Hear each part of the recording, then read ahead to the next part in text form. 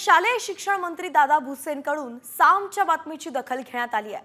उत्तरपत्रिका घरी घेऊन जाणाऱ्या शिक्षिकेवरती कारवाई होणार आहे, ही प्रतिक्रिया दिली आहे दादा भुसेंनीच। आता आपण सगळ्यात मोठी बातमी पाहतोय। विरारमध्ये घर जळालं आणि त्यात 12वीच्या उत्तरपत्रिकाही जळून खाक झाल्या। त्यानंतर त्या शिक्षिकेवरती आता कारवाई केली जाणार आहे।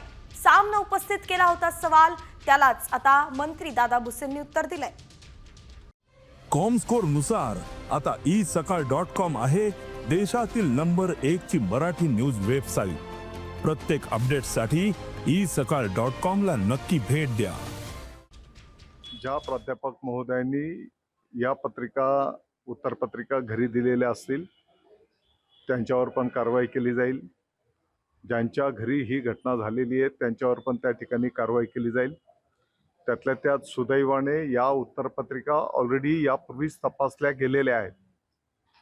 त्याची गुणपत्रिका ऑलरेडी शाळेमध्ये सबमिट करण्यात आलेली आहे आणि त्यामुळे विद्यार्थ्यांना काळजी करण्याचं काही कारण नाही। तत्राप ही जी घटना झालेली आहे याची चौकशी केली जाईल आणि जे दोषी असतील त्यांच्यावर कारवाई केली जाईल। तर इथंच आपण पाहिलं, सामने सगळ्यात आधी ही बातमी दाखवली होती। विरारमध्ये ही धक्कादायक घटना घडली आणि सामने तिला लावून धरलं होतं। त्यानंतर आता थेट शालेय शिक्षण मंत्री दादा भुसेंनीच प्रतिक्रिया दिली आहे, जी आत्ताच आपण ऐकली ती म्हणजेच या शिक्षिकेवरती कारवाई केली जाणार आहे। साम टीव्हीच्या बातमीचा दणका आपण पाहतोय।